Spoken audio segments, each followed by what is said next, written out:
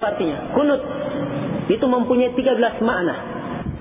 Ya, sekarang mana yang ya. Apakah berdoa, berdiri? Kunut bisa bermakna berdiri, bisa bermakna termenung, ya, tafakkur, dan bisa bermakna panjang membaca. Ya, banyak lagi makna kunut. Ya. Dan semua ini punya makna dan bisa masuk di dalam konteks hadis ini makna-makna itu. Karena banyaknya makna di sini dan kita tidak punya dalil yang menguatkan salah satu dari makna, asalnya kita katakan tidak ada kunut subuh. Iya. Ini poin yang kedua. Poin yang ketiga. Iya.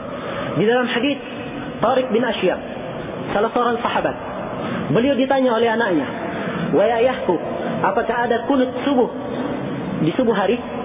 Ya, seperti yang dilakukan sekarang orang. Ayahnya berkata, sahabat beliau, kata beliau, "Saya salat di belakang Rasulullah, saya salat di belakang Abu Bakar, saya salat di belakang Umar, saya salat di belakang Utsman, tidak seorang pun yang melakukan itu." Kata Tariq bin Ashyam, "Wahai anakku, itu perkara baru."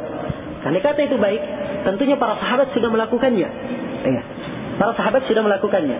Ini sisi yang ketiga. Sisi yang keempat, dari Ibnu Umar dan beberapa orang sahabat yang lain mengingkari adanya kunut subuh terus menerus. Sisi yang kelima, ya, orang yang melakukan kunut subuh, ya, bacaannya Allahumma hdina fiman hadait, ya, wa afina fiman afait, dan seterusnya. Ini bacaan di kunut witir. Kenapa dijadikan di kunut subuh? Ya. Bacaannya di kunut witir, kenapa dijadikan di kunut subuh?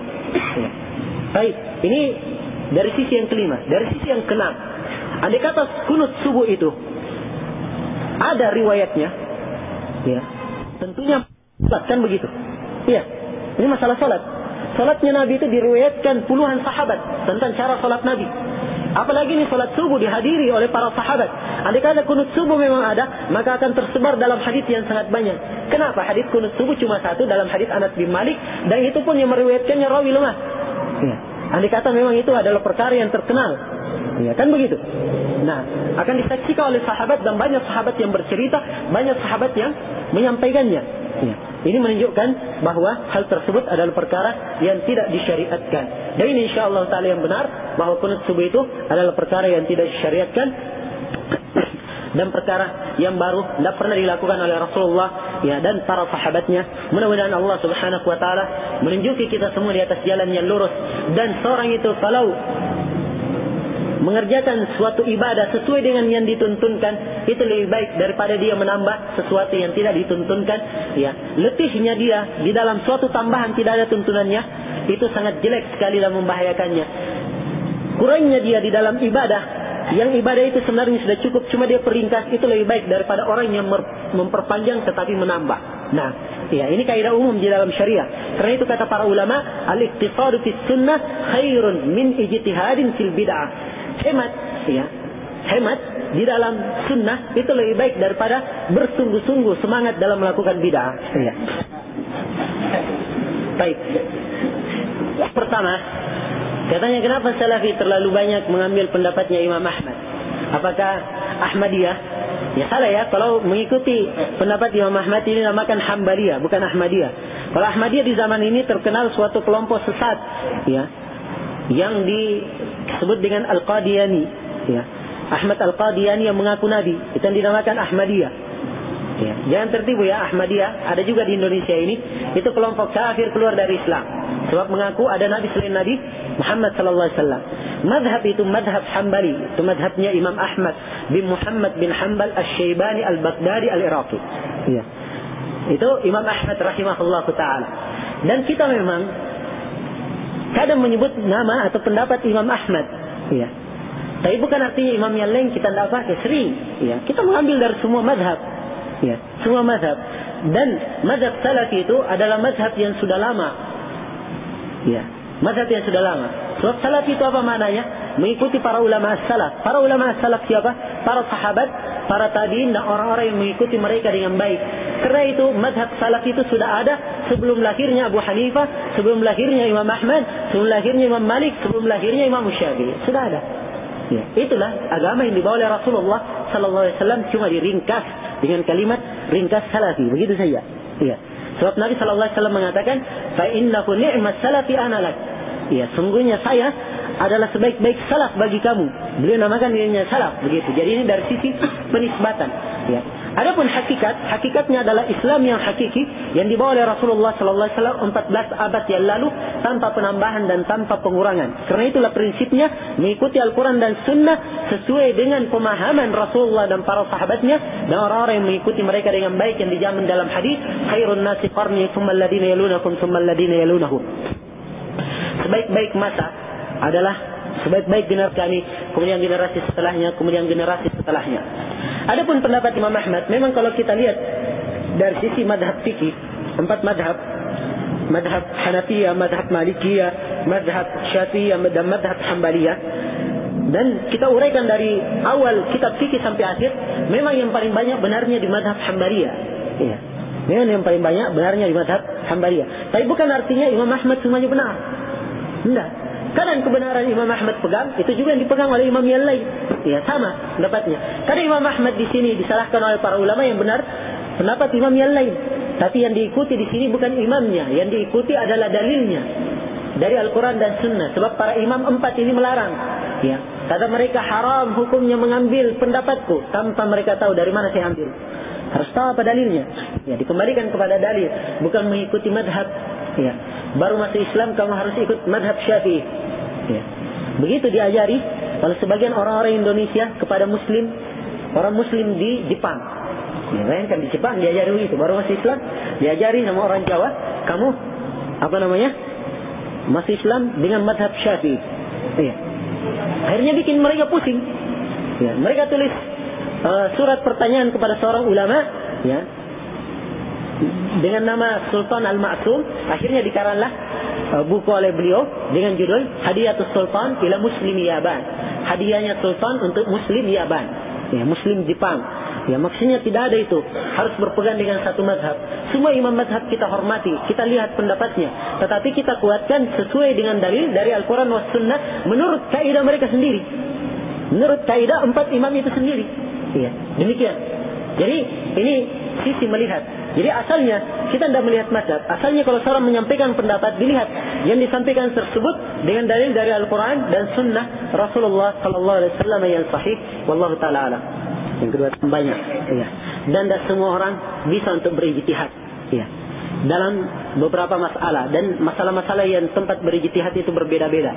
Ini butuh uraian panjang lebar. Ya. Dan 1-2 majelis itu tidak cukup untuk menguraikannya. Jadi saya kira untuk pertemuan malam ini dulu yang bisa saya sampaikan. Mudah-mudahan apa yang kita dengarkan pada pertemuan malam ini ada manfaatnya. Atas segala macam kekurangan mohon dimaafkan. Subhanakallahumma bihamdik, asyhadu an la ilaha illa anta, astaghfiruka wa atubu ilaik. Walhamdulillahi rabbil alamin. Wassalamualaikum warahmatullahi wabarakatuh. Bismillahirrahmanirrahim. Assalamualaikum warahmatullahi wabarakatuh. Innal hamdalillah nahmaduhu wa nasta'inuhu wa nastaghfiruh wa na'udzu billahi min shururi anfusina wa sayyiati a'malina. May yahdihillahu fala mudilla lahu wa man yudlil fala hadiya lahu. أشهد أن لا إله إلا الله وحده لا شريك له وأشهد أن محمدا عبده ورسوله. يا أيها الذين آمنوا اتقوا الله حق تقاته ولا تموتن إلا وأنتم مسلمون. يا أيها الناس اتقوا ربكم الذي خلقكم من نفس واحدة وخلق منها زوجها وبث منهما رجالا كثيرا ونساء واتقوا الله الذي تساءلون به والأرحام إن الله كان عليكم رقيبا. يا أيها الذين آمنوا اتقوا الله وقولوا قولا سديدا يصلح لكم أعمالكم ويغفر لكم ذنوبكم ومن يطع الله ورسوله فقد فاز فوزا عظيما. أما بعد، فإن أصدق الحديث كتاب الله وخير الهدي هدي محمد صلى الله عليه وعلى آله وسلم وشر الأمور محدثاتها فإن كل محدثة بدعة وكل بدعة ضلالة وكل ضلالة في النار. Hadirin yang saya hormati dan saya muliakan, kita masih dalam membahas bab taubat dari kitab Riyadhus Shalihin karya Imam An-Nawawi rahimahullahu taala. Dan bab taubat ini adalah bab yang sangat besar nilainya. Terdapat di dalamnya kandungan pelajaran bagi seorang mukmin dan mukminah, khususnya mendekati bulan Ramadan yang penuh dengan berkah. Kita harapkan pembahasan-pembahasan kita di dalam bab ini bisa memberikan nilai tersendiri dan merubah suasana menghadapi bulan Ramadan dengan suasana yang lebih baik. Di sini dikatakan oleh Imam An-Nawawi rahimahullahu taala, wa an Abi Musa Abdullah bin Qais Al-Ash'ari radhiyallahu anhu an Nabi sallallahu alaihi wa alihi wasallam qala. Dari Abu Musa Abdullah bin Qais Al-Ash'ari radhiyallahu taala anhu, dari Nabi sallallahu alaihi wa alihi wasallam, beliau bersabda, Inna Allah Ta'ala yabsutu yadahu bil-lail liyatuba musii'un nahar wa yabsutu yadahu bin-nahari liyatuba musii'ul lail hatta tatlu'a asy-syamsu min maghribiha, rawahu Muslim. Sungguhnya Allah Ta'ala menghamparkan tangannya di malam hari supaya memberi tobat kepada orang yang berbuat dosa di siang hari.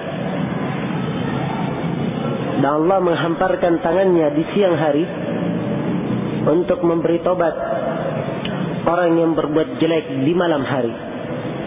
Demikian terus hatta tatlu'a asy-syamsu min maghribiha, sampai matahari terbit dari arah barat. Rawahu Muslim. Hadits ini diriwayatkan oleh Imam Muslim.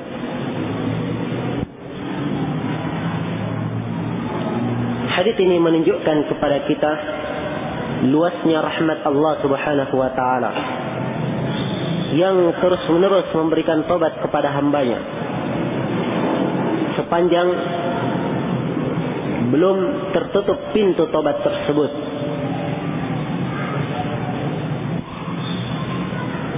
Dan rahmat Allah Subhanahu wa taala meliputi segala sesuatu. Tidak ada satu dosa pun kalau seorang bertobat sesuai dengan ketentuan yang dibenarkan di dalam syariah, kecuali Allah Subhanahu wa taala akan mengampuninya. Dan ini adalah rahmat Allah Subhanahu wa taala kepada makhluknya. Dan juga dari rahmat Allah, seorang apabila berdosa tidak langsung dijatuhkan untuknya balasan dari perbuatan dosanya, atau langsung disiksa karena perbuatan dosanya itu secara langsung, tapi diundur dengan hikmah dan kebesaran Allah Subhanahu wa taala pada sebagian orang, dan pada sebagian orang yang lainnya dipercepat untuknya siksaan. Nah, walau yu'akhidullahu an-nasa bima kasabu la'ajjal, andai kata Allah Subhanahu wa taala menghukum manusia karena perbuatan mereka, setiap kali mereka berbuat dihukum, maka akan binasa manusia ini. Nah, tidak ada lagi yang tersisa di muka bumi. Karena itulah hendaknya kita mengetahui betapa besar rahmat Allah Subhanahu wa taala terhadap makhluknya, terhadap kita seluruh manusia. Karena itulah tidak pantas seorang muslim lalai dari hal ini dan meninggalkan berinabah kembali dan tobat kepada Allah Subhanahu wa taala. Dikatakan bahwa Allah menghamparkan tangan kanannya di malam hari. Ini penetapan sifat tangan untuk Allah Subhanahu wa taala. Kita tetapkan Allah mempunyai sifat tangan sesuai dengan kebesaran dan kemuliaan Allah Subhanahu wa taala. Iya. Kita katakan Allah mempunyai sifat tangan sebagaimana yang Allah tetapkan dalam Al-Quran dan Hadis, dan tangan Allah Subhanahu wa taala tidak serupa dengan makhluk sesuai dengan kebesaran dan kemuliaan Allah. Manusia tidak ada ilmu tentang bagaimana kaifiat tangan itu. Iya. Kita tetapkan itu keimanan seorang muslim dalam masalah sifat-sifat Allah Subhanahu wa taala. Sungguhnya Allah menghamparkan tangannya di malam hari. Liyatuba musii'un nahar, supaya orang yang berbuat dosa di siang hari bertobat. Ya. Diberi waktu supaya bertobat. Nah sebaliknya, wa yabsutu yadahu bin nahari liyatuba musii'ul laili. Dan Allah menghamparkan tangannya di siang hari supaya orang yang berbuat jelek di malam hari bertobat kepada Allah. Dan dimaklumi bersama, kita manusia tidak ada yang lepas dari kesalahan, kecil maupun besar. Pasti ada kesalahan, pagi dan petang. Dan ini telah ditegaskan oleh Allah Subhanahu wa taala dalam hadits qudsi. Ya ibadi, innakum tukhti'una bil-laili wan-nahar wa ana aghfiru dzunuba jami'an fastaghfiruni aghfir lakum.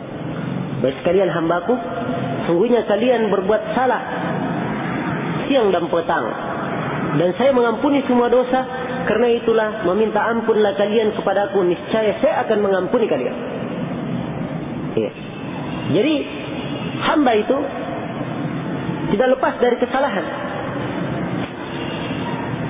dan pasti ada dosanya. Bahkan di dalam satu hadis Nabi sallallahu alaihi wasallam bersabda, andai kata kalian manusia tidak berdosa, maka Allah akan memusnahkan kalian dan dibawa dengan satu kaum, kemudian mereka berbuat dosa. Iya. Menunjukkan bahwa ketentuan dari Allah Subhanahu wa taala manusia itu ada jatuh dalam kesalahan. Iya. Dan Allah Subhanahu wa taala Maha mengampuni semua dosa. Tapi bukan artinya ini anjuran untuk berbuat dosa, bergampangan dalam dosa. Tidak. Ini sekedar penekanan bahwa Allah Maha mengampuni bagi hambanya yang ingin bertobat. Adapun orang-orang yang tidak mengenal dirinya, sering melakukan kesalahan, tidak pernah merasa dirinya bersalah, tidak pernah takut kepada Allah Subhanahu wa taala, tidak pernah bertobat kepada Allah Subhanahu wa taala, merasa aman akan dirinya, merasa aman akan makar Allah Subhanahu wa taala, maka orang yang seperti ini tidak akan beruntung di dunia dan di akhirat. Karena itulah hendaknya setiap muslim mempunyai fikih yang baik, pemahaman yang baik tentang agamanya, supaya ia berada di atas kehidupan yang indah, kehidupan yang bahagia. Iya. Dan di sini disebutkan pintu tobat. Allah terus-menerus membuka tobat untuk orang yang berbuat dosa siang dan malam, terus terbuka. Batasnya sampai kapan? Hatta tatlu asy-syamsu min maghribiha, sampai matahari terbit dari arah barat. Ini batasan terakhir, ketika matahari terbit dari arah barat. Karena itu syarat syahnya tobat, syarat diterimanya tobat, di antara syaratnya sepanjang tobatnya itu pada waktu yang masih mungkin ia bertobat. Ya.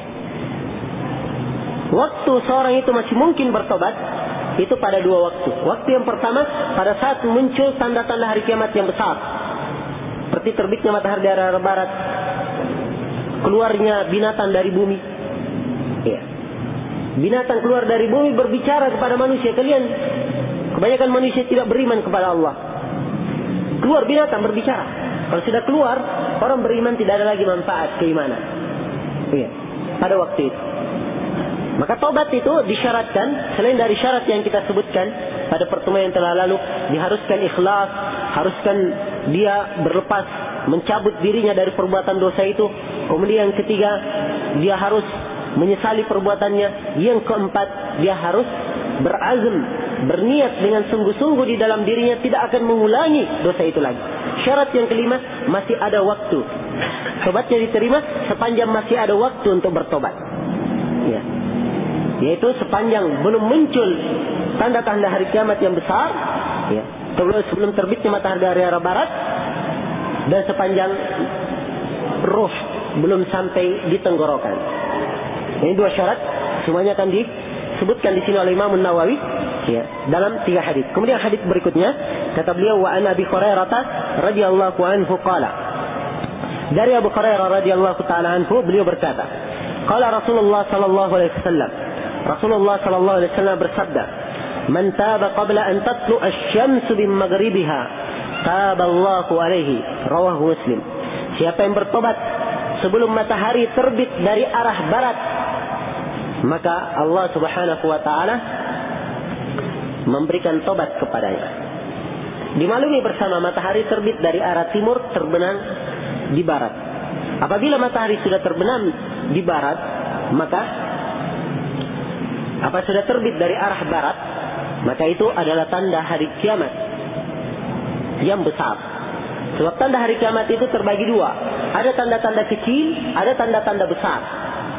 Tanda-tanda kecil nampak, kelihatan di zaman ini. Ya. Diutusnya Nabi Sallallahu Alaihi Wasallam itu tanda hari kiamat.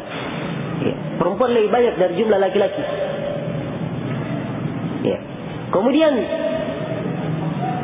tersebarnya minuman-minuman keras, tanda hari kiamat kecil.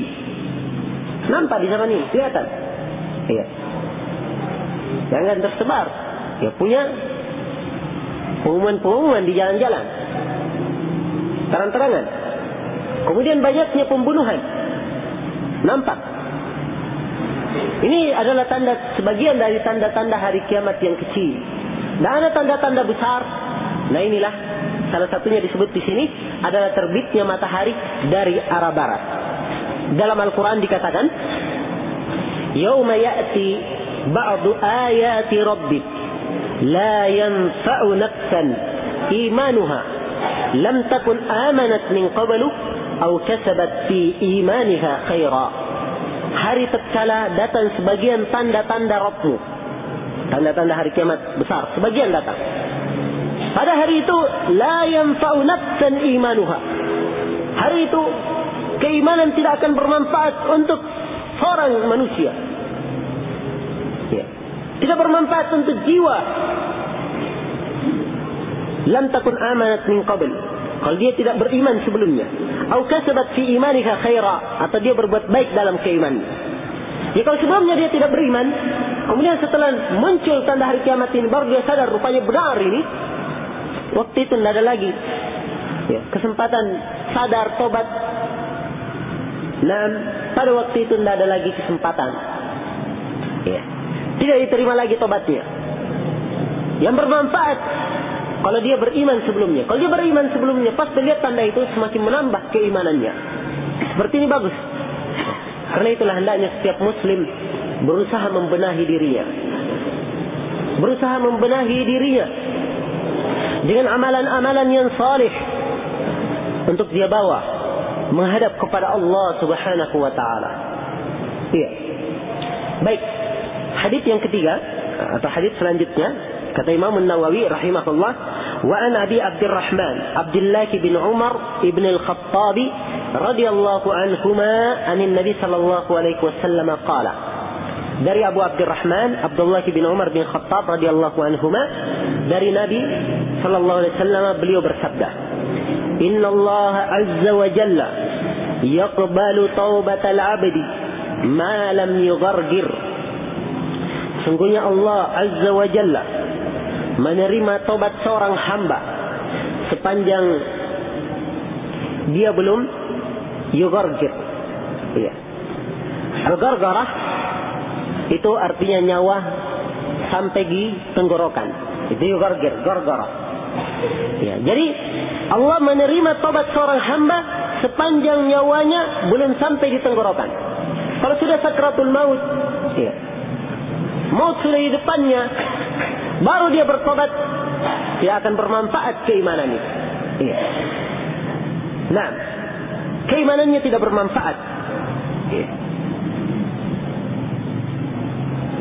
Lihat kisahnya Firaun. Ketika sudah hampir mati, tenggelam, iya, baru dia sadar waktu itu. Disebutkan dalam Al-Quran, wajawazna bi bani Israel al-bahr, dan kami melewatkan Bani Israel di laut. Ya, dan kita ketahui bersama di ayat-ayat yang lain disebutkan bagaimana mereka lewat. Laut itu terbelah menjadi 7 jalan ketika Nabi Musa memukulkan tongkatnya. Bani Israel pun jalan di laut. Ya. Mereka melihat ayat-ayat Allah Subhanahu wa taala, tanda-tanda kebesaran Allah Subhanahu wa taala. Ya, luar biasa. Nah, dalam keadaan seperti ini, apa yang dilakukan oleh Firaun melihat Bani Israel yang melewati laut dalam keadaan seperti itu? Nah, Rasulullah kali ini, ya, mereka mampu sedemikian rupa ini menunjukkan bahwa apa yang dibawa oleh Nabi Musa betul-betul mukjizat dari Allah Subhanahu wa taala. Harusnya dia beriman waktu itu. Tapi apa yang dia lakukan? Fa'atba'akum Fir'aun wa junuduhu bagyan wa adwa. Fir'aun pun mengikuti mereka dengan kesewenang-wenangan dan permusuhan. Ya. Nah, hatta idza adrakahul gharq, sampai ketika Fir'aun sudah tenggelam, qala, baru dia berkata, amantu annahu la ilaha illa alladhi amanat bihi banu Israil wa ana minal muslimin.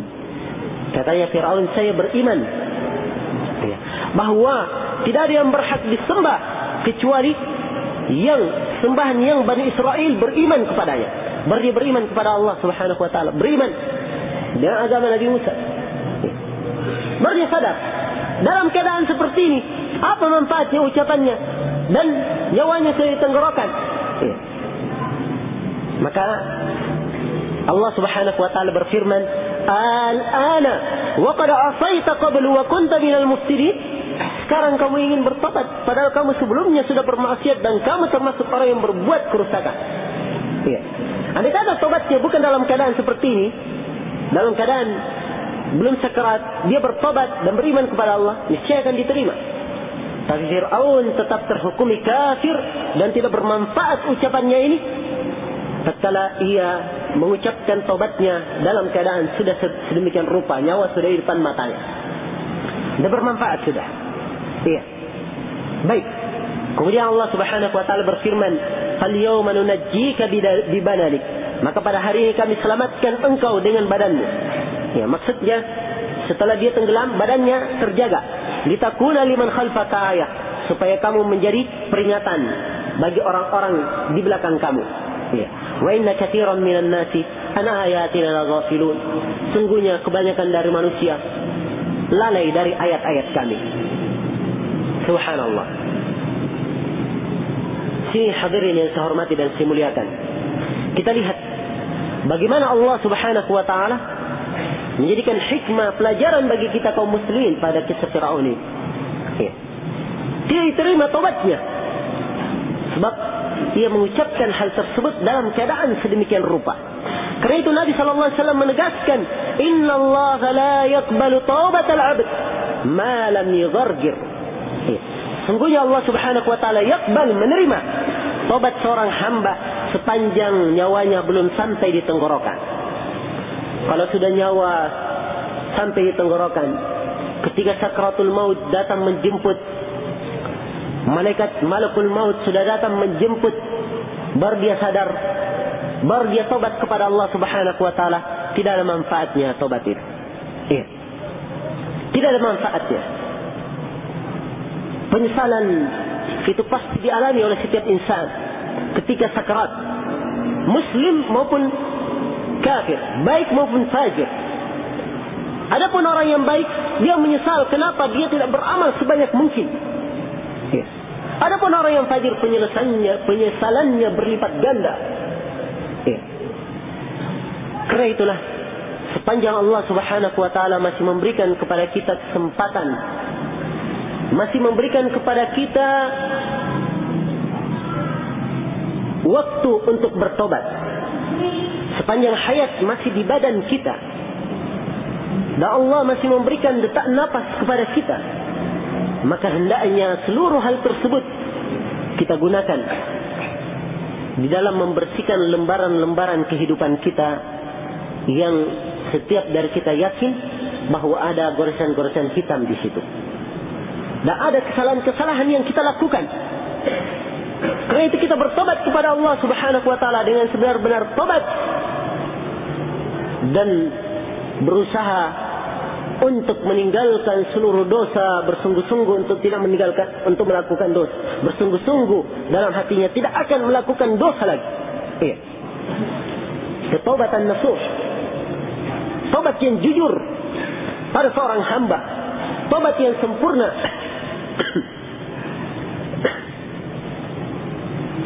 Apalagi di waktu sekarang ini yang sepatutnya kita berdoa kepada Allah Subhanahu wa taala. Mudah-mudahan kita masih diberi kesempatan bisa hidup di bulan Ramadan. Peluang yang sangat berharga, kesempatan emas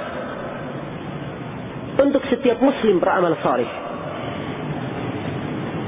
menggugurkan dosa-dosanya yang telah lalu, menghapuskan kesalahan-kesalahannya, mengasihani dirinya. Ya. Di bulan Ramadan, bulan yang penuh berkah tersebut, ya Allah Subhanahu wa taala telah menjadikan berbagai macam keutamaan dan kemuliaan di dalamnya. Dalam hadis Abu Hurairah yang diriwayatkan oleh Imam Muslim, kata Rasulullah sallallahu alaihi wasallam, "Wa Ramadan kaffaratu bainahuma majtanab al-kaba'ir." Ramadan, kalau dia puasa dengan baik, datang lagi Ramadan berikutnya puasa dengan baik, maka antara dua Ramadan ini apa yang dia lakukan? Penghapus dosa-dosanya sepanjang dia tidak melakukan dosa besar. Iya. Penggugur dosa. Dan di dalam hadis Abu Hurairah yang diriwayatkan oleh Imam Al-Bukhari dan Imam Muslim, Rasulullah sallallahu alaihi wasallam bersabda, "Man shama Ramadana imanan wa ihtisaban, ghufira lahu ma taqaddama min dhanbi." Siapa yang berpuasa di bulan Ramadan dalam rangkaian keimanan, wa ihtisaban, dan mengharapkan pahala dari Allah, akan diampuni untuknya apa yang telah lalu dari dosanya. Ada 3 lafaz ya dalam hadis ini.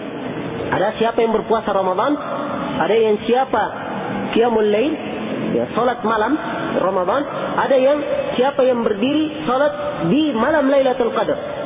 3 riwayat. Semuanya ini siapa yang melakukannya, dan semuanya di dalam bulan Ramadan diampuni apa yang telah lalu dari dosanya. Allahu Akbar. Nikmat apa yang lebih besar dari ini? Diampuni apa yang telah lalu dari dosanya. Iya. Karena itulah hendaknya setiap hamba bersegera dan berlomba-lomba mempersiapkan diri untuk menghadapi hari-hari yang penuh dengan amalan yang saleh. Iya. Hari tatkala amalan dilipat gandakan, dan pelipatan ganda amalan puasa itu melebihi yang lainnya. Nah, sebab diperkecualikan oleh Allah Subhanahu wa taala dalam hadis qudsi, "Illa shaum fa innahu li wa ana ajzi bih." Kecuali puasa, sungguhnya puasa itu khusus untukku dan saya sendiri yang akan memberikan pahala untuknya. Iya. Dan manfaatnya tentunya sangat banyak. Tapi di sini yang perlu kita lakukan, ya, sebagai pendahuluan untuk melangkah masuk ke dalam bulan Ramadan, pertama hendaknya kita banyak berdoa kepada Allah Subhanahu wa taala. Mudah-mudahan pada tahun ini kita masih diberikan kemuliaan dan kesempatan bisa hidup di bulan Ramadan, meraih amalan yang saleh. Kemudian yang kedua, hendaknya kita mempersiapkan persiapan sebaik mungkin untuk menggunakan bulan Ramadan, memanfaatkan bulan Ramadan dalam kebaikan sebanyak mungkin. Iya. Kalau ia di selain bulan Ramadan sedikit misalnya dalam beribadah banyak terganggu, maka dia usahakan punya usaha bagaimana caranya dia bisa menggunakan Ramadan tersebut, memanfaatkannya dengan sangat baik. Iya. Kemudian yang ketiga, hendaknya setiap muslim bertobat kepada Allah Subhanahu wa taala dan masuk di bulan Ramadan dalam keadaan penuh dengan kesadaran, penuh dengan keikhlasan beribadah kepada Allah Subhanahu wa taala. Ini sepantasnya yang dilakukan oleh setiap muslim. Seorang muslim yang sadar bahwa dirinya akan kembali kepada Allah Subhanahu wa taala. seorang muslim yang sadar bahwa dirinya akan berdiri di depan Allah Subhanahu wa taala mempertanggungjawabkan amalannya. Kata Rasulullah sallallahu alaihi wasallam dalam hadis Adi bin Thabit riwayat Imam Al-Bukhari, "Ma minkum min ahadin illa sayukallimuhu ar-Rahman, laisa bainahu wa bainahu tarjuman." Tidak seorang pun di antara kalian kecuali Allah yang Maha Pengasih berbicara langsung kepadanya tanpa penerjemah. Fayanzuru aymana minhu fala yara illa ma qaddam. Dia melihat ke sebelah kanannya, maka ia tidak melihat kecuali amalan yang dia lakukan. Wa yanzuru ashmala minhu fala yara illa ma qaddam. Dan ia melihat ke sebelah kirinya, dan ia tidak melihat kecuali amalan yang dia lakukan. Wa yanzuru tilqa'a wajhihi, dan dia melihat ke arah depannya. Fala yanzuru illa an-nar. Ia tidak melihat kecuali neraka Jahannam. Ingat di padang mahsyar yang sangat mengerikan itu. Kalau kita tidak mempersiapkan bekal untuk kehidupan kita di akhirat kelak, semenjak kita masih berada di dunia, kapan kita akan mempersiapkannya? Di dunia ini adalah hari untuk beramal, tidak ada hisab. Dan besok adalah hari hisab, tidak ada amalan. Ya. Karena itu hendaknya kita sadari. Dan muslim yang cerdik adalah orang yang mempersiapkan bekalnya untuk menghadap kepada Allah Subhanahu wa taala. Ya. Apa yang kita persiapkan? Apakah setiap dari kita sudah mampu menjamin dirinya mempersiapkan kebaikan ketika menghadap kepada Allah Subhanahu wa taala? Mampukah ia mempersiapkan dirinya ketika terwujud apa yang dikabarkan oleh Nabi sallallahu alaihi wasallam dalam hadis Abdullah bin Mas'ud riwayat Imam At-Tirmidzi, "La tazalu qadama 'abdin yawm al-qiyamah hatta yus'ala an khamsin." Tidak akan bergerak dua telapak kaki seorang hamba pada hari kiamat sampai ditanya 5 perkara. 5 perkara ini harus kita persiapkan di muka bumi ini. Harus kita benahi sebaik mungkin supaya kita ketika ditanya tentang 5 perkara ini, jawaban yang baik, jawaban yang memudahkan untuk kita semua. Dan ini tempat mempersiapkannya di dunia. Kalau kita tidak mempersiapkannya pada hari ini, kapan kita akan mempersiapkannya? Kalau kita tidak beruntung pada hari ini, hari berikutnya tidak akan beruntung. Iya. Karena itulah hendaknya mempersiapkan dengan baik. Kata Nabi, tidak akan bergerak dua telapak kaki seorang hamba pada hari kiamat sampai ia ditanya tentang 5 perkara. Yang pertama, an umrihi fima afna, tentang umurnya di mana dia habiskan. Umur akan ditanya, di mana engkau menghabiskan umurmu? Dalam kebaikan kah atau dalam kejelekan? Ya. Pertanyaan yang kedua, an syababihi fima ablah, tentang waktu mudanya, di mana dia usangkan. Ya. Di mana dia usangkan, dia habiskan waktu mudanya. Ini adalah pertanyaan yang banyak manusia lalai darinya. Ya. Dan Nabi SAW sudah mengabarkan dalam hadits Ibnu Abbas, "Ni'matani maghbunun fihima katsirun minan nas, as-sihhatu wal faragh."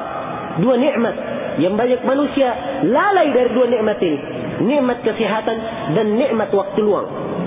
Banyak waktu luang, banyak kesempatan, tapi berlalu begitu saja. Dan ingat, amalan manusia di muka bumi ini, usaha dia itu adalah usaha menjual dirinya. Dan cuma ada 2 kemungkinan. Apakah dia merugi atau dia beruntung?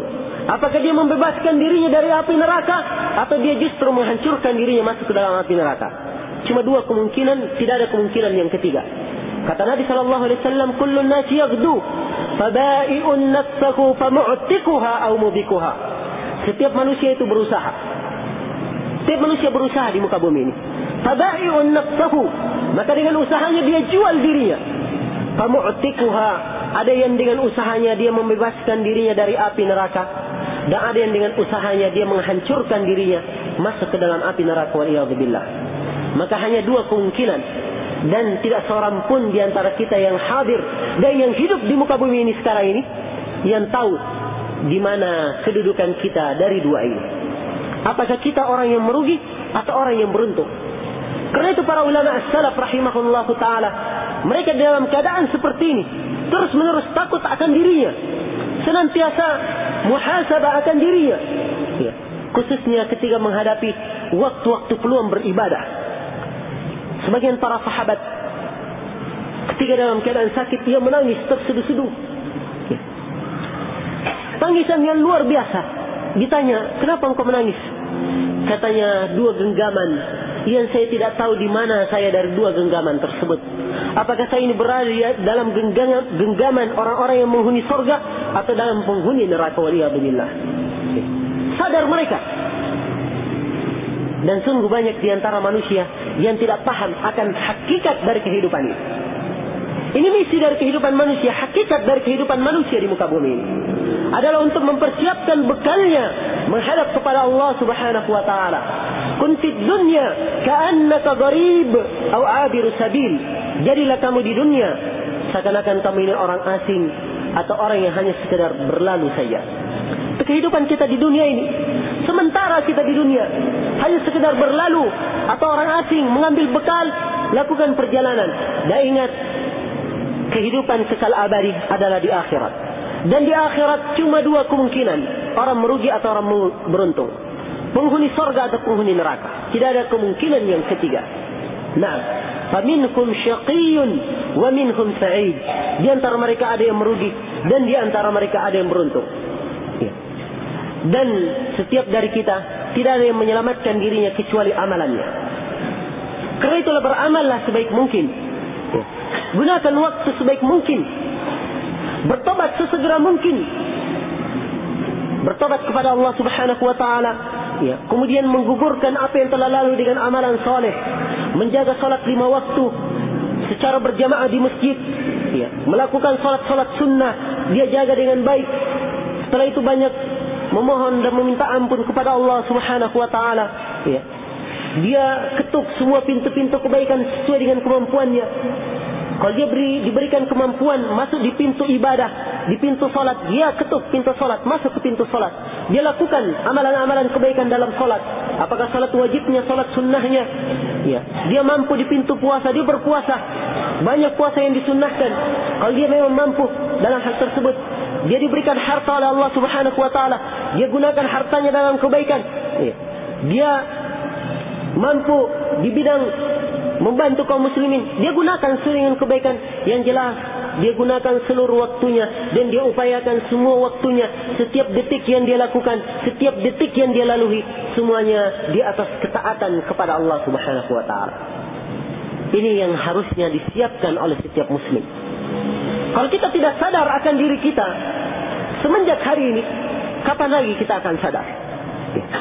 Apakah kita akan sadar akan diri ini ketika kita melihat kebesaran Allah Subhanahu wa taala, dicabutnya ruh dan dikumpulkannya manusia di padang mahsyar? Naam, yauma nahsyurul mujrimina yauma yunfakhu fis-sur wa nahsyurul mujrimina yauma idzin zurqa. Ketika ditiup sangkakala, maka dikumpulkanlah orang-orang yang berdosa dalam keadaan terpisah-pisah. Nah, pada hari itu luar biasa. Maka apa yang mereka katakan ketika mereka dikumpulkan? Katanya seakan-akan kita hidup di muka bumi ini hanya 10 hari. Coba, hanya 10 hari. Allah berfirman, nahnu a'lamu bima yaqulun id yaqulu amsalukum tariqah illa bistum illa yawma. Allah berfirman, kami yang lebih tahu apa yang mereka katakan. Orang yang paling baiknya kehidupannya di muka bumi, dia katakan kami atau kalian hanya hidup hanya 1 hari. Hidupnya hanya 1 hari sekali. Ya. Itu nilai kehidupan di muka bumi ini. Sebentar. Ya. Dan terasa sedikit ketika roh sudah berpisah dengan jasad. Terasa sedikit kehidupan itu. Kalau kita tidak gunakan dengan kebaikan, maka kapan kita memberikan manfaat untuk diri kita? Kapan kita mengasihani diri ini? Ya. Nah, di hari kiamat itu hari yang sangat mengerikan. Mudah-mudahan semua ini bisa bermanfaat untuk kita semua, ya, sebagai pelajaran dan peringatan, ya, supaya kita segera kembali kepada Allah Subhanahu wa taala, menggunakan waktu dengan baik, kemudian berdoa kepada Allah Subhanahu wa taala, mudah-mudahan kita diberikan kehidupan, ya bisa masuk di bulan Ramadan, beramal dengan amalan yang baik, dengan amalan yang salih. Dengan hal tersebut kita berharap digugurkan dengannya dosa, dan kita meraih pahala yang sangat besar, dan kita dijadikan oleh Allah Subhanahu wa taala dari orang-orang yang beruntung di dunia dan di akhirat. Iya. Baik, mungkin kelanjutan hadis itu, la tazalu qadama 'abdin. Tidak akan bergerak dua telapak kaki seorang hamba sampai ditanya tentang 5 pertanyaan. Kita sudah sebut 2 tadi pertanyaan. Yang pertama tentang an umrihi fi ma afna, tentang umurnya di mana dia habiskan. Yang kedua an syababihi fi ma abla, tentang waktu mudanya di mana dia usangkan. Pertanyaan yang ketiga dan keempat tentang harta. Min aina iktasabahu wa aina anfaqahu. Yang ketiga dari mana dia dapatkan hartanya. Yang keempat di mana dia habiskan hartanya. 2 pertanyaan. Harta ini. Iya. Harus dia tahu di mana dia dapat. Apakah dari halal atau dari yang haram. Setelah pendapatannya semua jelas, sudah dihisab, ya sekarang penggunaannya kemana? Baik atau tidak? Ya.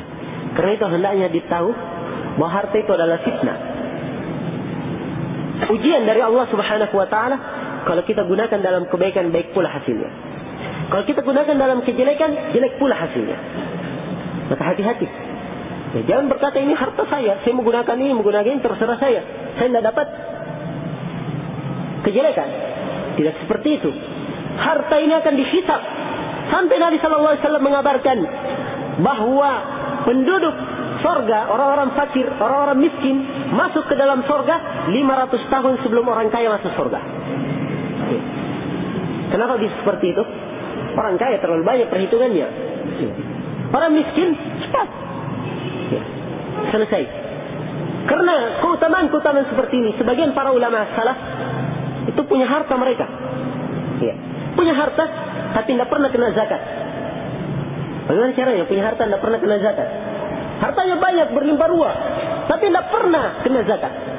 Punya harta, ya.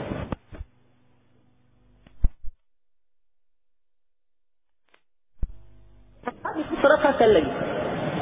Ini hirznya para ulama terdahulu. Ya. Seperti Abdurrahman bin Auf radhiyallahu taala anhu. Beliau kalau bersedekah itu seakan-akan habis seluruh hartanya. Ya. Tapi demikian beliau radhiyallahu taala anhu. Ya. Dan demikian orang yang bertakwa. Kalau hartanya digunakan dalam kebaikan, ya, maka Allah Subhanahu wa taala akan menambah berkah untuknya. Apakah hartanya dibuat semakin banyak dan berlimpah ruah, dan semakin banyak pintu kebaikan terbuka untuknya. Ya. Karena itulah harta ini termasuk pertanyaan yang harus kita siapkan jawabannya kelak di kemudian hari. Ya. Kemudian pertanyaan yang kelima, an ilmihi fi ma'amil, tentang ilmunya, di mana dia kerjakan, atau dia beramal apa dengan ilmunya. Ilmu agama yang kita dengarkan, ya, itu akan dipertanyakan, engkau beramal apa dengan ilmumu? Karena itulah hendaknya setiap muslim beramal sesuai dengan kemampuannya. Apa yang dia ketahui dari ilmu agama dan dia mampu, ya, untuk mengamalkan, diamalkan segera mungkin, secepat mungkin. Oh, ya. Nah, dan bukan artinya seperti perkataan sebagian orang. Ada sebagian orang kalau ditanya atau diberikan pengajaran yang baik, dia katakan, wah sudah, cukup dulu ilmuku, jangan dulu ditambah. Nanti kalau ditambah saya tidak bisa amalkan. Ya. Ini perkataan yang seperti ini termasuk bisikan-bisikan syaitan yang dibisikkan kepadanya. Ya. Mempelajari ilmu itu amalan yang saleh. Seorang kalau mendapatkan ilmu, dia ikhlas, dia berusaha untuk mengamalkannya. Dia tidak mampu mengamalkannya, ya, kemampuannya memang sudah seperti itu, tidak mampu dia, maka Allah tidak membebani seseorang kecuali sesuai dengan kemampuannya. Misalnya dia tahu tentang fikih seputar puasa misalnya, jenis-jenis puasa sunnah itu banyak, dia tidak mampu melakukan puasa sunnah itu semua, tidak harus dia lakukan, iya, sesuai dengan kemampuannya. Tapi siapa yang mampu melakukannya, itu yang bagus. Dan manusia itu berbeda-beda dalam amalan. Kadang ada yang mudah dalam menuntut ilmu, dia mudah, tapi dalam puasa ada yang lainnya lebih bagus dari dia dalam hal tersebut. Ya. Kadang ada orang dalam puasa bagus, tapi sholatnya ada yang lebih baik dari dia dalam masalah sholat. Ya. Demikian. Dan ada orang terkumpul padanya berbagai macam jenis-jenis kebaikan. Ya. Karena itu semua ini adalah anugerah dari Allah Subhanahu wa taala. Ya. Untuk mendapatkannya, pertama, banyak berdoa kepada Allah supaya kita diberi taufik pada segala sesuatu yang baik dan diridhai oleh Allah. Kemudian yang kedua, dia berusaha mengilmui pelajaran agama, ya, agamanya, dan mengamalkan dengannya. Ya. Kemudian yang ketiga, dia harus mempunyai semangat yang tinggi, ya, untuk meraih kebaikan. Ini harusnya yang dilakukan oleh setiap muslim. Ya, wallahu taala alam. Ya, mungkin saya kira cukup dulu sampai sini sebab sekarang sudah masuk waktu Isya. Insyaallah taala kita lanjutkan setelah salat Isya dengan tanya jawab. Subhanakallahumma bihamdik asyhadu an la ilaha illa anta astaghfiruka wa atubu ilaik walhamdulillahirabbil alamin. Bagaimana hukum menyentuh atau wassalatu wassalamu ala al-mab'uts rahmatan lil alamin nabiyina Muhammad wa ala alihi wa sahbihi wa man tabi'akum bi ihsan ila yaumiddin amma ba'd.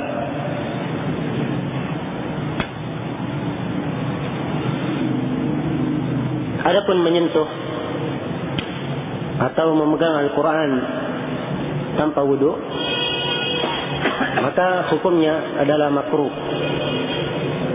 Ya. Dan bagusnya ditinggalkan. Tapi tidak sampai ke dalam derajat haram. Adapun hadis yang mengatakan la tamassus Al-Quran atau la yamassul Quran illa tahir, tidak ada yang menyentuh mushaf kecuali orang yang suci. Kalimat suci dalam hadis ini mengandung banyak kemungkinan yang secara umum kita tidak mempunyai dalil tegas menunjukkan tentang haramnya hal tersebut. Paling tinggi hukumnya adalah makruh. Ya. Sebab Al-Quran merupakan syiar Allah Subhanahu wa ta'ala, dan Allah Subhanahu wa ta'ala berfirman dalam Al-Quran, "Dzalika wa may yu'azzim sya'airallah fa innaha min taqwal qulub." Demikianlah bagi siapa yang mengagungkan syiar-syiar Allah, sungguhnya itu dari ketakwaan di dalam hati. Adapun hukum orang yang murtad, kata Nabi sallallahu alaihi wasallam dalam hadis, "Na'am, man baddala dinahu faqtulu." Siapa yang mengganti agamanya, maka bunuhlah dia.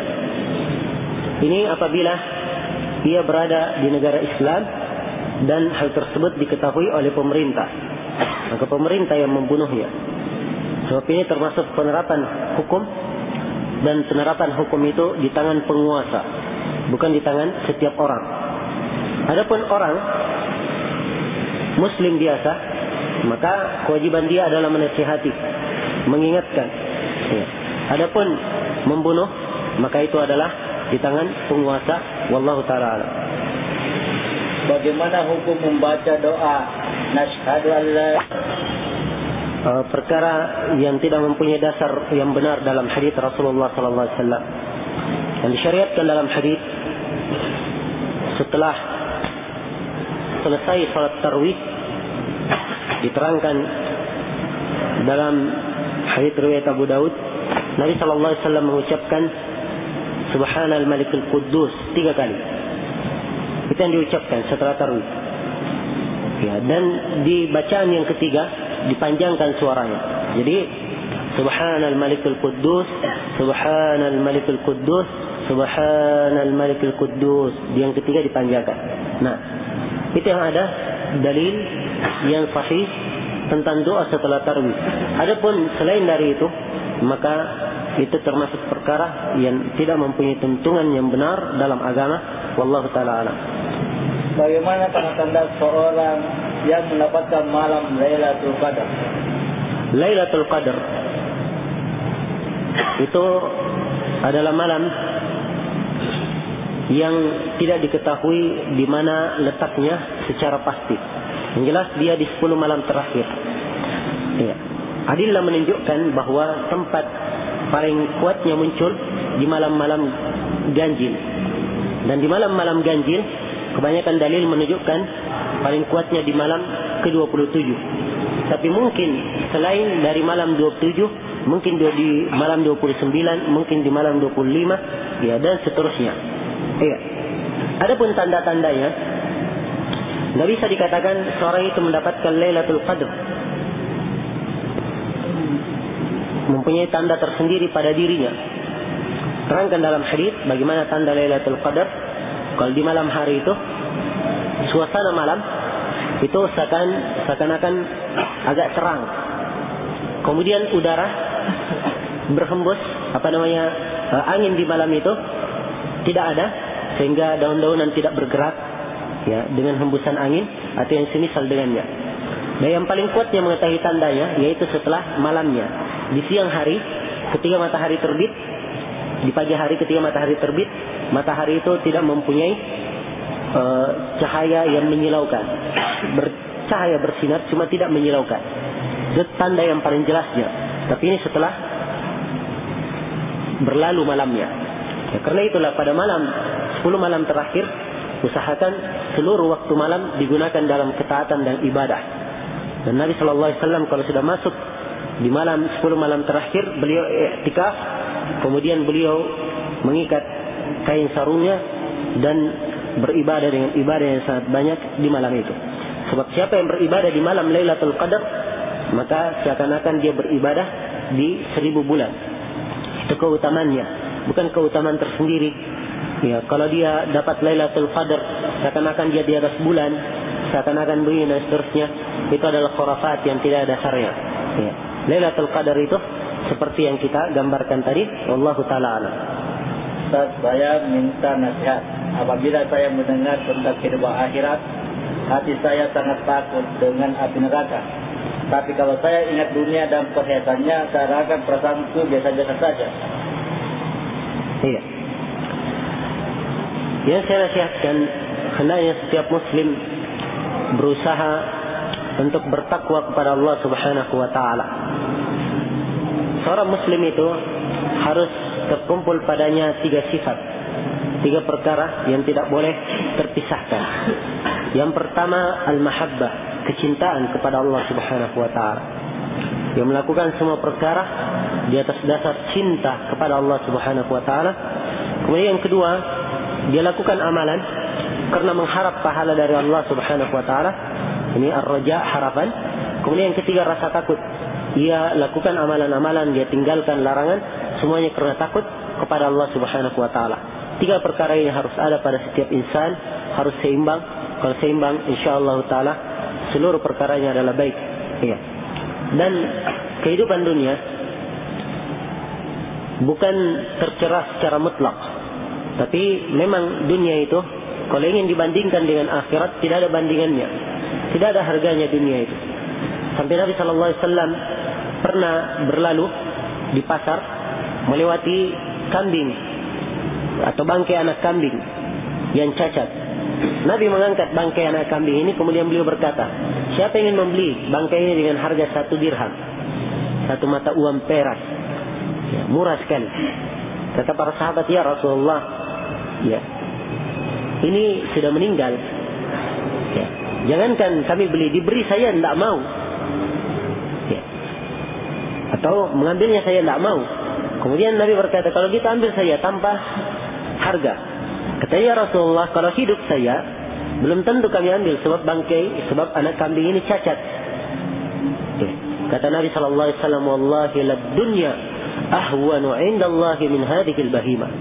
Kata beliau, demi Allah, sungguhnya dunia lebih hina di sisi Allah daripada bangkai ini. Itu perumpamaan dunia diperumpamakan oleh Nabi SAW. Maka faedah yang paling ringan didapatkan oleh seorang muslim dalam nusus syariah, dia harus tahu bahwa dunia itu hina.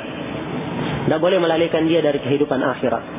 Dan bukan artinya tidak mencari dunia sama sekali, enggak. Bukan itu maksudnya. Ya.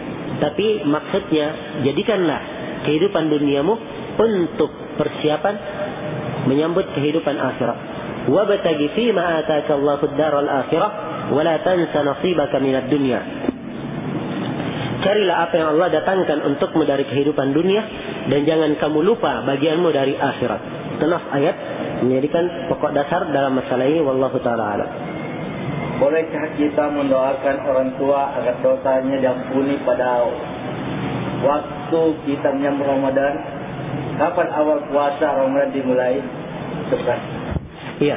Adapun mendoakan untuk orang tua itu adalah perkara yang disyariatkan di bulan Ramadan dan di luar Ramadan. Ya, bagi seorang anak, dan itu menunjukkan tanda kebaktian, mendoakan pengampunan untuk diampuni dosa-dosa kedua orang tuanya. Perkara yang masyru'. Nah, dengankan kedua orang tua, orang-orang yang mendahului kita saja dengan keimanan, didoakan. Walladzina ja'u min ba'dihim yaquluna rabbana ighfir lana wa li ikhwanina alladzina sabaquna bil iman. Orang-orang yang datang setelah para sahabat, mereka berkata, wahai Rabb kami, ampunilah kami dan orang-orang yang mendahului kami dengan keimanan. Doakan keampunan, apalagi orang tua yang merupakan manusia yang harus dia berbakti kepadanya. Ya. Dan di dalam nas Al-Quran dan Sunnah menjelaskan tentang berbakti kepada orang tua dengan dalil yang sangat banyak dan beraneka ragam. Kadang perintah berbakti dengan orang tua digandengkan dengan perintah untuk beribadah kepada Allah, menunjukkan pentingnya diletakkan setelah perintah beribadah. Dan berbakti kepada orang tua akhlak para nabi dan para rasul. Ya. Dalam Al-Quran ucapan Nabi Yahya, Nabi Isa, Nabi Ibrahim, ya, Nabi Ismail, semuanya menunjukkan baktinya kepada orang tuanya. Nah, dan banyak lagi adillah yang menunjukkan tentang hal tersebut. Maka itu adalah perkara yang dibolehkan. Adapun tentang kapan masuknya bulan Ramadan, ya belum diketahui sekarang. Ya. Nah, para ulama sepakat bahwa penentuan masuknya bulan itu adalah dengan cara ruqyat hilal. Sepakat para ulama. Ya, tidak ada perbedaan pendapat dari dulu sampai sekarang. Cuma belakangan ini memang ada sebagian orang yang menyelisih kesepakatan. Dan itu tidak bisa dihitung penyelisihannya kalau dibanding ulama terdahulu. Seluruh para ulama terdahulu tidak ada yang menggunakan ilmu hisab. Yang dipakai adalah ruqyat hilal, melihat hilal. Karena itu Nabi SAW bersabda dalam hadis beliau, "Sumu li ru'yatihi wa aftiru li ru'yatihi." Puasalah kalian karena melihat hilal dan berbukalah kalian karena melihatnya. Ya. Dan Nabi SAW berkata, "Nahnu ummatun ummiyah, la naktubu wa la nahsib." Kami adalah umat yang buta huruf. Kami tidak menghitung, tidak bisa menulis dan tidak bisa menghitung. Maksudnya dalam penentuan bulan, ya, tidak ada istilah hitung dan menulis. Padahal hitungan dan tulisan ada di zaman Nabi, tapi beliau tidak pakai. Ya. Nah, terus bergulir waktu. Para imam 4 juga tidak ada yang mengatakan disyariatkannya pakai hisab. Ya, terus bergulir waktu. Di zaman ini belakangan mulai ada yang mengatakan seperti itu. Yaitu di antara ulama belakangan Syekh Ahmad Syakir, beliau memberikan pembahasan menunjukkan tentang ini. Dan ini yang banyak didukung oleh orang-orang di zaman ini yang tidak mengerti banyak tentang agama. Yang Syekh Ahmad Syakir saja di zamannya diingkari keras oleh para ulama di zamannya. Najm beliau, dan itu termasuk kekeliruan dan tergelinciran beliau. Nah, tidak boleh diikuti. Tidak boleh diikuti. Karena itulah orang yang memakai ilmu hisab itu melanggar dua atau jatuh di dalam dua perkara, dua pelanggaran. Pelanggaran yang pertama, ia menyelisihi sunnah Nabi SAW. Sunnah Nabi adalah menentukan masuknya bulan dengan ruqyat, melihat hilal. Ya. Kemudian pelanggaran yang kedua, dia mengganti cara yang dituntunkan oleh Rasulullah. Nabi dan para sahabatnya hanya menggunakan cara dan tidak menggunakan ruqyat hilal. Ini dari sisi pembahasan ilmiah, dari sisi dalil syar'i. Adapun dari sisi tentang ilmu hisab itu sendiri, ilmu hisab itu tidak ada kategori yang meyakinkan. Sebab ukuran penentuan letaknya saja itu pakai koma-koma dan koma-komanya diperkirakan. Ya. Bagaimana caranya ingin membuat kesimpulan pasti? Ingin membuat kesimpulan pasti.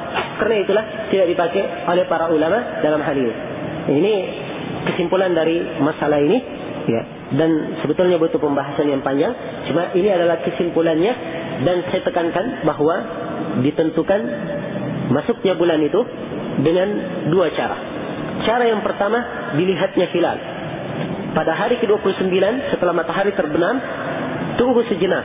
Selama beberapa lama, kalau hilal nampak, itu tanggal 1 Ramadan. Iya, tanggal 1 Ramadan. Kalau tidak nampak atau terhalang dengan mendung, maka digenapkan jadi 30 hari. Lusanya otomatis masuk tanggal 1, walaupun tidak lihat hilal sudah. Itu cara yang kedua, dengan menggenapkan bulan kalau tidak melihat hilal. Itu yang ada di dalam syariat Islam. Selain dari itu, adalah cara yang tidak dibenarkan. Naam, wallahu ta'ala alam. Iya. Kami adalah orang yang ingin mempelajari ilmu agama. Akan tetapi kami dipusingkan oleh beragamnya jamaah atau kelompok yang satu sama lain saling menyesatkan. Maka yang manakah yang harus kami ikuti? Tolong dijelaskan dengan dalilnya. Kebenaran itu jelas. Agama Islam cuma satu. Nah, tidak ada kebenaran itu yang berbilang. Dan Nabi SAW bersabda dengan sangat tegas, diperintahkan dalam Al-Quran, "Qul hadhihi sabili ad'u ila Allah ala basirah, ana wa man ittaba'ani." Katakanlah, ini adalah jalanku. Suruh katakan, ini jalanku, sabili, satu jalan, bukan banyak jalan. Ini jalanku, cuma satu. Saya berdakwah di atas kepada Allah Subhanahu wa taala di atas basirah. Saya dan orang yang mengikuti saya. Maka jalan kebenaran itu adalah jalan yang jelas. Wa kadzalika nufassilul ayat wa litastabina sabilul mujrimin. Demikian kami jelaskan ayat-ayat itu sehingga nampak jalannya orang-orang yang berdosa. Ya. Nah, jadi jalan yang benar nampak dan diterangkan dalam agama. Dan Nabi sallallahu alaihi wasallam bersabda, "Laqad taraktuhum ala al-bayda lailiha kanahariha la yazigu anha illa halik." Saya telah meninggalkan kalian di atas suatu perkara yang putih. Malamnya sama dengan siangnya. Tidak ada yang menyimpang darinya kecuali binasa. Jalan kebenaran cuma satu. Tidak berbilang. Ya. Tapi dari hikmah Allah Subhanahu wa taala, adanya perpecahan di tengah manusia. Untuk menguji siapa di antara hambanya yang komitmen di atas agama dan siapa yang tidak jujur dalam keimanannya. Alif Lam Mim. أحسب الناس أن يتركوا أن يقولوا آمنا وهم لا يفتنون ولقد فتنا الذين من قبلهم فلا يعلمن الله الذين صدقوا ولا يعلمن الله الكاذبين. Alif Lam Mim. Maka manusia mengira akan dibiarkan begitu saja berucap kami beriman dan mereka belum diuji. Sungguh kami telah menguji orang-orang sebelum mereka sehingga Allah tahu orang-orang yang jujur dalam keimanannya dan Allah tahu orang-orang yang dusta. Itu maksud dari ujian ini, adanya perpecahan tersebut, adanya perselisihan. Dan Nabi mengabarkan, menjelaskan adanya fitnah ini, adanya ujian ini pada umatnya, tapi beliau terangkan jalan yang lurus.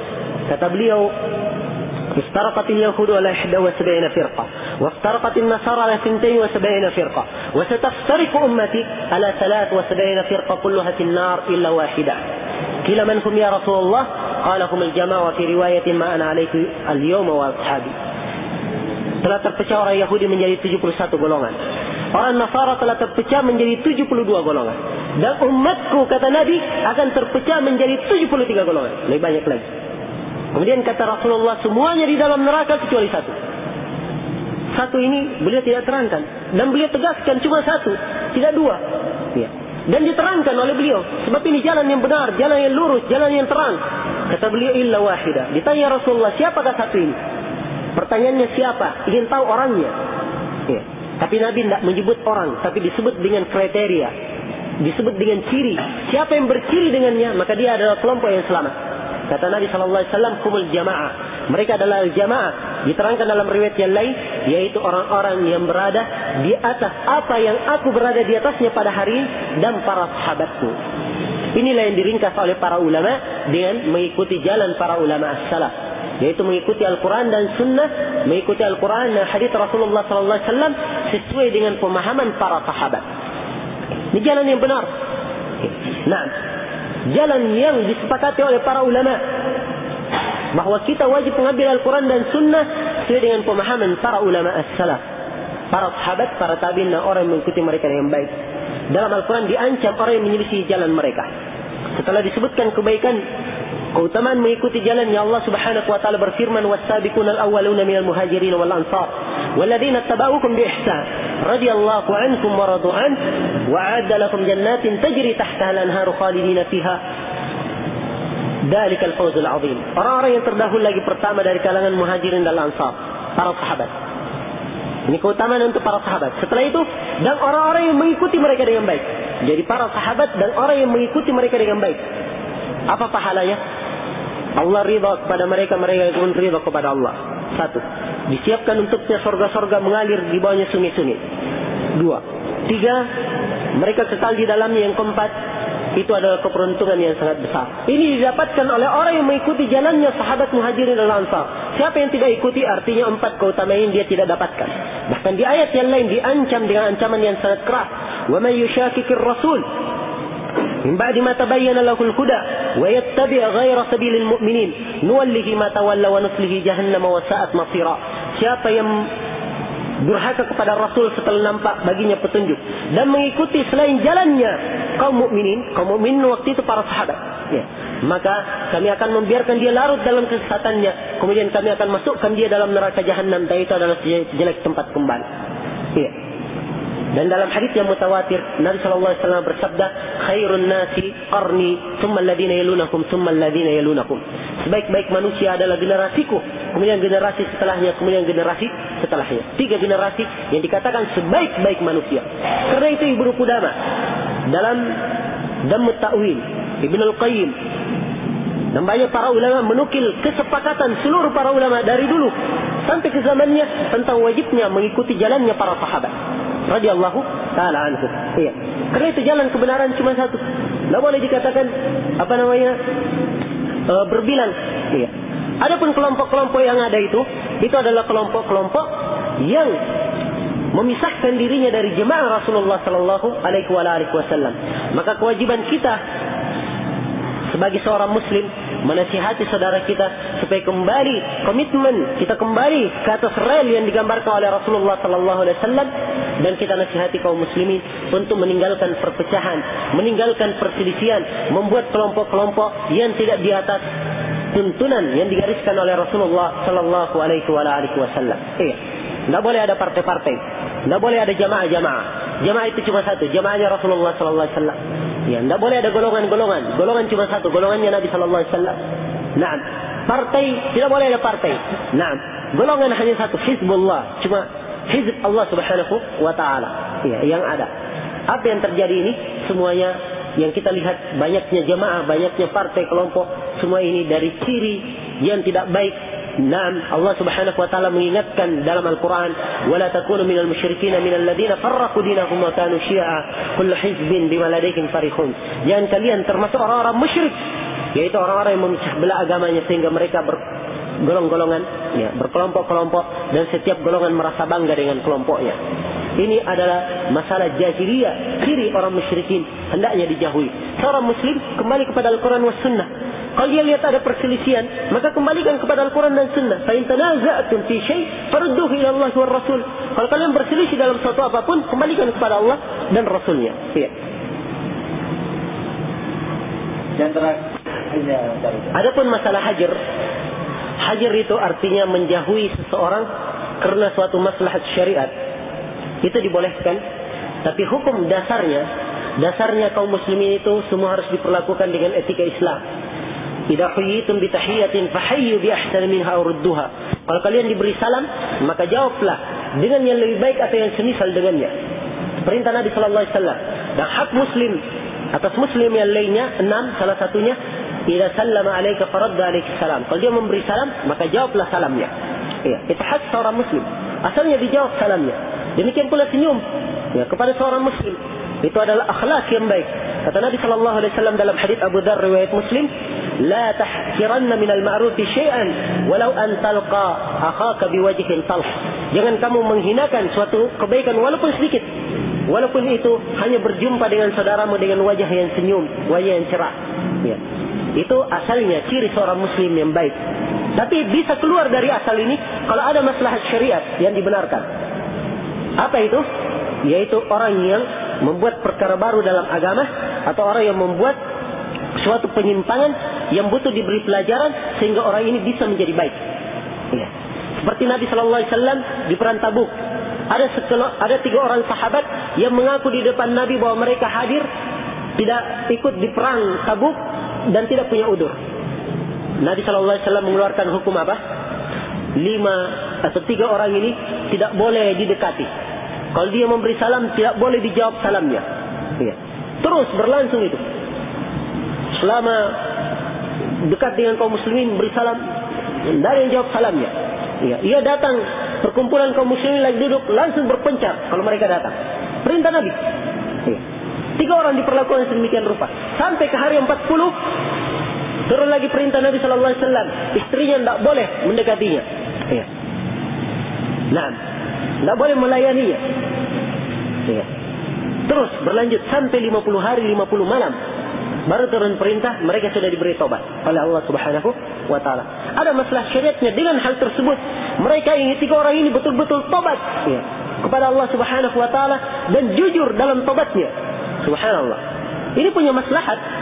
Ya. Tapi kalau tidak punya maslahat, ya, dia tidak memberi salam, tidak ini karena permasalahan pribadi misalnya, atau karena istilahnya orang Makassar baku bombe, ya, atau yang semisal dengan itu, maka yang seperti ini yang tertahan amalannya, tidak halal, ya, tidak berbicara kepada saudara 3 hari, kecuali kalau ada maslahat syariat seperti yang kita terangkan itu tadi. Jadi dibedakan. Kemudian yang kedua, memandang itu jangan memandang dengan perasaan. Ya, saya pahami dari pertanyaan orang yang bertanya di sini, ya, memandangnya banyak memandang dengan bentuk perasaan sehingga melihat fenomena yang terjadi ini kurang bisa menangkap dengan baik. Karena itu memandang dengan pandangan syariah. Ya, memandang dengan pandangan yang baik. Nah, tidak ada orang yang tidak bersalah dan seterusnya. Ya, asalnya kita berbaik sangka kepadanya. Ditanya, kalau memang tidak benar alasannya, diluruskan, dikatakan itu tidak boleh dan seterusnya, dinasihati. Ya, dinasihati. Seorang muslim kalau jatuh dalam kesalahan, dinasihati. Demikian harusnya. Ya, wallahu taala alam. Qaumun min qaum asa ayyakunu khairan minhum, sampai akhir ayat. Ini bagi orang yang fanatisme kesukuan, ya, atau fanatismenya kekelompokan, ya, golongannya saja. Yang seperti ini tercela. Nah, dan tidak boleh. Tetapi kalau dia komitmen di atas agamanya, di atas prinsip Rasulullah sallallahu alaihi wasallam, dia seru manusia kepada jalannya Rasulullah, dan selain itu adalah jalan kesesatan, itu benar. Itu yang didakwakan oleh Nabi sallallahu alaihi wasallam. Iya. Nah, dan beliau telah terangkan hal tersebut. Kata beliau, saya tinggalkan kalian di atas perkara putih, malamnya sama dengan siangnya. Siapa yang menyimpang adalah binasa. Dia terangkan binasa. Ya. Orang-orang Khawarij di zaman beliau katakan mereka itu adalah anjing-anjing api neraka. Anjing-anjing api neraka, anjing-anjing api neraka. Jadi masalahnya, bukan masalah diukur dengan kelompok, tapi apa yang dia serukan. Kalau yang dia serukan itu adalah menyeru kepada dakwah Rasulullah, mengembalikan kepada Al-Quran dan Sunnah sesuai dengan jalan para sahabat, maka itu seruan yang benar. Ya. Tapi kalau dia menyeru kepada kelompoknya, ikut kepada yayasannya, ikut kepada partainya, ikut kepada ininya, memang itu adalah seruan jahiliyah yang seperti itu. Itu tidak boleh diikuti, dan itulah yang masuk di dalam kategori ayat yang kita bacakan itu tadi. Wallahu ta'ala a'lam. Ziarah kubur itu disyariatkan secara mutlak. Tidak ada pengkhususan ketika mau masuk Ramadan baru ada ziarah kubur. Ini yang pertama. Kemudian yang kedua, ziarah kubur itu disyariatkan untuk mengingat mati. Ya. Kata Nabi SAW dalam hadits Buraid dalam riwayat Muslim, "Kuntu nahaitukum an ziyaratil kubur fazuruha fa innaha tudzakirukumul akhirah." Saya dulu melarang kalian dari berziarah di kuburan, sekarang berziarah oleh kalian, sungguhnya itu adalah mengingatkan kalian untuk akhirat. Jadi ziarahnya untuk mengingat akhirat, bukan karena masuk Ramadan. Iya. Apa bedanya ziarah di bulan Ramadan dan selain bulan Ramadan? Iya. Dan membiasakan itu sebagai kebiasaan, adat istiadat. Iya. Apalagi disebutkan dalam agama, itu tidak diragukan bahwa ini termasuk perkara baru dalam agama yang harus dijauhi. Maka kebiasaan yang terjadi di tengah masyarakat ini adalah kebiasaan yang tidak dibenarkan dari sisi syariat. Ya. Apalagi di dalam acara-acara ziarah kubur itu macam-macam sudah kelakuannya. Ada yang ziarah kubur wali, bukan keluarganya, wali-wali kadang. Ya. Minta di situ, minta berkah, minta ini dan seterusnya. Ya, subhanallah. Ini termasuk perkara-perkara yang diingkari di dalam syariat yang murni, dalam syariat Islam yang murni. Ya. Nah, dan hendaknya setiap muslim menjauhi hal tersebut. Ya. Adapun mengusap muka setelah doa, ada memang hadis yang menjelaskan tentang hal tersebut. Dan para ulama berselisih pendapat apakah hadisnya bisa dikuatkan atau tidak. Dibangun di atas itu, ada yang mengatakan bahwa mengusap muka setelah doa disyariatkan, dan ada yang mengatakan tidak disyariatkan. Dan yang benarnya bahwa hadis-hadis yang menjelaskan tentang mengusap muka semuanya adalah hadis yang lemah dan tidak bisa dikuatkan. Karena itulah bukan termasuk sunnah ya, mengusap muka setelah berdoa. Ya, setelah berdoa tidak perlu mengusap muka. Ini yang benar insyaallah taala yang dikuatkan oleh banyak para ulama hadis di zaman ini. Ya, saya lihat Syekh bin Baz, Syekh Al-Albani, Syekh Ibnu Utsaimin, Syekh Mukbil semuanya menguatkan lemahnya hadis mengusap wajah. Dan itu yang benar insyaallah taala di dalam masalah ini. Ya. Adapun tentang masalah puasa di atas pertengahan Sya'ban, pertama hadisnya lemah. Yang kedua, andai kata hadisnya sahih, larangan puasa itu, andai kata hadisnya sahih, maka cara mengkompromikannya kita katakan bahwa itu adalah larangan orang yang berpuasa semenjak dari pertengahan. Adapun kalau dia sudah puasa dari awal bulan, dia ingin lanjut seterusnya setelah pertengahan, itu boleh-boleh saja. Nah, boleh-boleh saja dan tidak bertentangan dengan hadis. Ya, maka sebagai kesimpulan tidak ada larangan dan bukanlah makruh berpuasa di pertengahan Sya'ban, wallahu taala a'lam. Ya, bila kita semuanya dilafazkan dengan dalam nas syarat dengan kalimat qala, yaqulu, berkata itu ya ucapan dengan lisan. Ya, karena itulah kata para ulama, orang yang tidak bergerak lisan dan bibirnya dalam salat, hanya hatinya saja, tidak terhitung dia salat. Iya. Maka harus bergerak lisan dan bibir, atau lisannya saja membaca walaupun dia tidak dengar suaranya, yang penting ada gerakan. Yang penting ada gerakan walaupun dia tidak mendengar suaranya. Ini yang benar insyaallah taala dari pendapat para ulama di dalam masalah ini. Dan waktu sudah berlalu lama, dan insyaallah taala kita harapkan pertemuan kita ini ada manfaatnya. Dan saya mohon maaf atas segala macam kekurangan. Subhanakallahumma bihamdik, asyhadu an la ilaha illa anta, astaghfiruka wa atubu ilaik. Walhamdulillahirabbil alamin. Wassalamualaikum warahmatullahi wabarakatuh.